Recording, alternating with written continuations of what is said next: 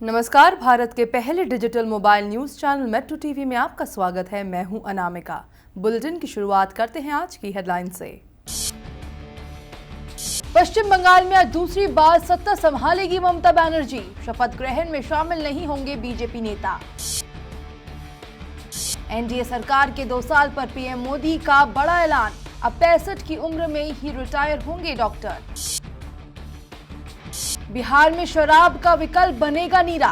रोजगार बढ़ाने के लिए सरकार बना रही रणनीति। ट्रंप की रिपब्लिकन दावेदारी पक्की। नामांकन के लिए जरूरी डेलीगेट्स का जुटाया समर्थन। और हरियाणा के डीजीपी केपी सिंह का विवादित बयान। कहा, रेपिस्ट को जनता मार सकती है गोली, कानून देता है अधिकार। पश्चिम बंगाल के सीएम के तौर पर ममता बनर्जी आज दूसरी बार शपथ लेंगी। दोपहर में होने वाले शपथ ग्रहण में ममता के अलावा 41 विधायक भी मंत्री पद की शपथ लेंगे। ममता ने गुरुवार को राज्यपाल केसरीनाथ त्रिपाठी से मुलाकात करके शपथ ग्रहण करने वाले मंत्रियों की लिस्ट सौंपी थी।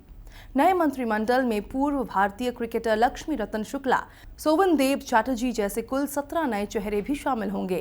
तृणमूल कांग्रेस प्रमुख ने कहा कि मैंने माननीय राज्यपाल को मंत्रियों की लिस्ट सौंपी है, जिसमें कुल 42 लोग शपथ लेंगे। मालदा को छोड़कर सभी जिलों, जाति, धर्म को प्रतिनिधित्व दिया गया है। मालदा में हमारा कोई प्रतिनिधित्व नहीं है। इन 42 लोगों में कुछ नए चेहरे भी शामिल है। पीएम मोदी की अगुवाई में एनडीए सरकार ने 2 साल का कार्यकाल पूरा कर लिया है।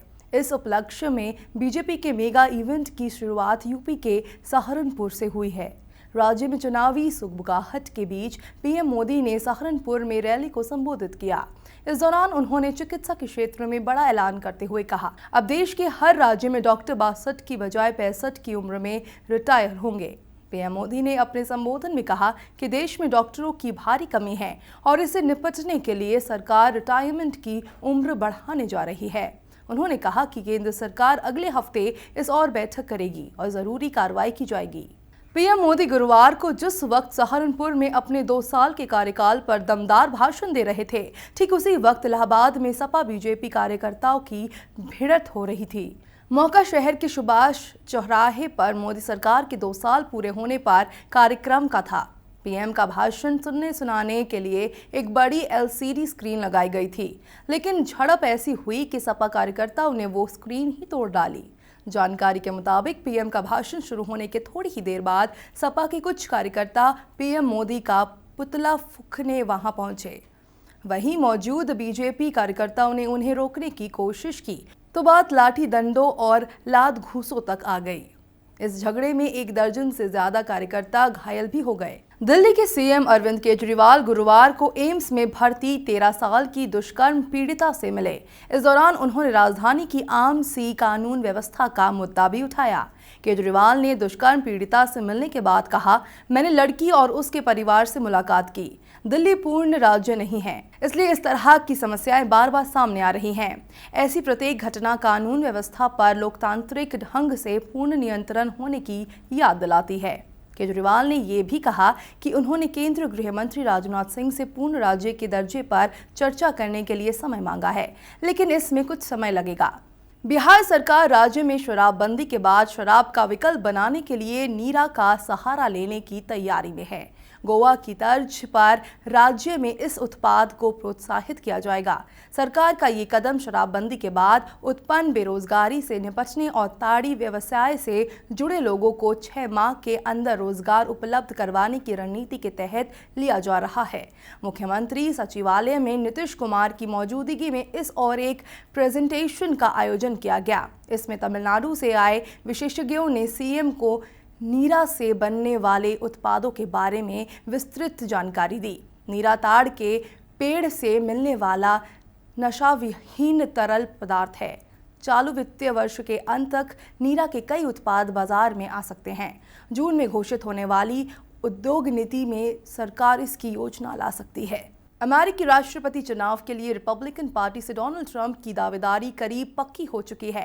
ट्रंप ने पार्टी के नामांकन के लिए जरूरी डेलीगेट्स का समर्थन जुटा लिया है। एपी की काउंटिंग में बताया गया कि अपनी पार्टी से ट्रंप टॉप पर है। डोनाल्ड ट्रंप राष्ट्रपति पद के चुनाव में रिपब्लिकन पार्टी की उम्मीदवारी हासिल करने की दौड़ में शुरू से आगे चल रहे थे। रिपब्लिकन पार्टी में नॉमिनेशन जीतने के लिए 1237 डेलीगेट्स चाहिए। बताया जा रहा है कि ट्रंप के सपोर्ट में 1238 डेलीगेट्स आ चुके हैं। गौरतलब है कि ट्रंप ने अमेरिका में मुस्लिमों की एंट्री पूरी तरह से बैन करने की मांग की थी। इसके बाद से ही वो चर्चा में हैं। पीएम मोदी की उत्तर प्रदेश के सहारनपुर में आयोजित रैली में मैं यूपी वाला हूं का उद्घोष अगले साल यूपी में होने जा रहे विधानसभा चुनाव में बीजेपी की चुनावी तैयारियों की शुरुआत के रूप में देखा जा रहा है। इसी कड़ी में अब यूपी में कांग्रेस के रणनीतिकार प्रशांत किशोर अगले महीने से राज्य में डेरा जमाने जा रहे हैं। प्रशांत किशोर के निकट सूत्रों के मुताबिक वो अगले महीने से 20 दिन यूपी में गुजारेंगे और कांग्रेस के लिए रणनीति तैयार करने के साथ उनको अमली जामा पहनाने का काम भी करेंगे। वाराणसी के 80 घाट पर आजकल मोदी सरकार के 2 साल की उपलब्धियों का बखान हो रहा है। ये वही 80 घाट है जहां पर 2 साल पहले पीएम मोदी ने स्वच्छ भारत अभियान के तहत फावड़ा चलाया था। केंद्र में मोदी सरकार के 2 साल पूरा होने पर इसी 80 घाट पर एक प्रदर्शनी लगाई गई, जिसमें 25 स्टॉल्स में केंद्र सरकार की पिछले 2 साल की विकास यात्रा को चित्रों के माध्यम से दर्शाया गया। इस प्रदर्शनी का उद्घाटन समाज के आखिरी तबके के लोगों के द्वारा करवाया गया। इस मौके पर शाम में 80 घाट पर रंगारंग कार्यक्रम का भी आयोजन किया गया। इस कार्यक्रम को देखने के लिए भारी तादाद में लोग पहुंचे। कलाकारों की शानदार प्रस्तुति ने दर्शकों को भी थिरकने पर मजबूर कर दिया। हरियाणा के डीजीपी डॉक्टर केपी सिंह एक बयान के बाद विवादों में घिर गए हैं। डीजीपी के मुताबिक अगर अपराधी रेप जैसी वारदात को अंजाम देता है या फिर किसी संपत्ति को जलाता है तो आम आदमी को भी ऐसे अपराधी को जान से मारने का अधिकार है।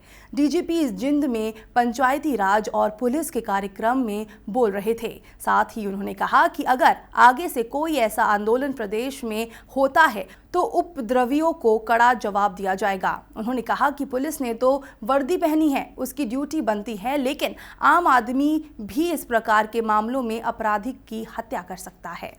डीजीपी की माने तो ऐसे मामलों में कानून अधिकार देता है कि वो मारने की कोशिश करने वाले की जान ले ले। अगर कोई किसी के घर, मकान, दुकान को जलाता है, अगर कोई किसी को जान से मारने की कोशिश करता है तो कानून एक आम नागरिक को भी अधिकार देता है कि वो उसकी जान ले ले। कि नागरिकों को पता नहीं, ये केवल पुलिस वाले का ये अधिकार नहीं। साल 2012 की 16 दिसंबर को देश की बेटी निर्भया से हुए गैंगरेप के बाद देश भर में प्रदर्शन हुए। इंसाफ की मांग के बीच सरकार ने निर्भया फंड बनाया, जिससे यौन अपराध और दुष्कर्म पीड़ितों की मदद हो सके।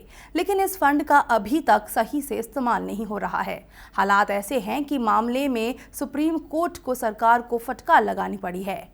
एक जनहित याचिका पर सुनवाई करते हुए कोर्ट ने गुरुवार को केंद्र और राज्यों को नोटिस भी जारी किया है। निर्भया फंड की 2000 करोड़ रुपए की राशि केंद्र व राज्य सरकारों की ओर से खर्च की जानी है। सुप्रीम कोर्ट के जस्टिस पीसी पंत और जस्टिस डीवाई चंद्रचूड़ की बेंच ने निर्भया फंड का पैसा पीड़िताओं की मदद के लिए खर्च न किए जाने को लेकर केंद्र सरकार व राज्य सरकारों से 6 हफ्ते के अंदर जवाब मांगा है। दक्षिण पश्चिम दिल्ली के इंदपुरी इलाके में लड़कों के एक समूह ने एक 16 वर्षीय किशोर के साथ कथित रूप से मारपीट की, उसे नंगा किया और उसके साथ अप्राकृतिक यौनाचार किया।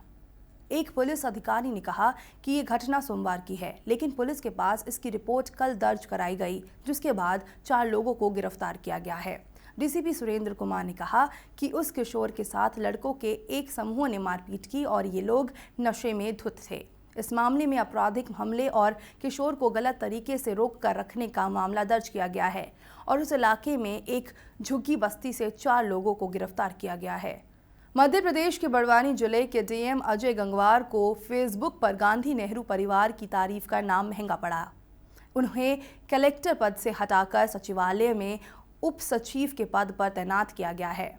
उन्होंने अपने फेसबुक पर पंडित नेहरू की तारीफ करते हुए लिखा था, जरा वो गलतियां बताइए जो नेहरू को नहीं करनी चाहिए थी। उन्होंने देश को हिंदू तालिबानी राष्ट्र बनने से रोका तो उनकी गलती थी। आईआईटी, इसरो, भेल बांध, थर्मल पावर लाए तो ये उनकी गलती थी। आसाराम और रामदेव जैसे इंटेलेक्चुअल्स की जगह साराभाई और होमी जहांगीर को काम करने का मौका दिया तो क्या ये उनकी गलती थी? देश में गौशाला और मंदिर की जगह यूनिवर्सिटी खोली तो ये उनकी गलती थी? उनकी ये पोस्ट देखते ही देखते वायरल हो गई। मध्य प्रदेश के राजनीतिक गलियारों में इसकी चर्चा होने लगी, जिसके बाद उन्हें पद से हटा दिया गया। बॉलीवुड के मशहूर सिने स्टार शाहरुख खान पर एक कंपनी के साथ मिलकर धोखाधड़ी करने का आरोप लगाया गया है। इसे लेकर पूर्णिया की अदालत में गुरुवार को एक मुकदमा दायर किया गया है। इस मामले में शाहरुख खान के अलावा प्रयाग ग्रुप ऑफ कंपनी के मुख्य निदेशक और प्रबंधक को आरोपी बनाया गया है। यह आपराधिक मामला पूर्णिया जिले के गड़बेनेली निवासी अब्दुल गफ्फार की ओर से अधिवक्ता रमन कुमार सिंह ने दायर किया है। इसमें ये आरोप लगाया गया है कि अभिनेता शाहरुख खान ने प्रयोग ग्रुप के ब्रांड एम्बेसडर की हैसियत से लोगों को ज़्यादा से ज़्यादा पैसा इस कंपनी में जमा करने के लिए प्रोत्साहित किया। खबरों के सफ़र में फिलहाल इतना ही। देश दुनिया की पल पल की खबरें हम आप तक पहुंचाएंगे एक नए अंदाज में आपके मोबाइल फ़ोन के माध्यम से। तो आप जुड़े रहिए मेट्रो टीवी से। तब तक के लिए नमस्कार।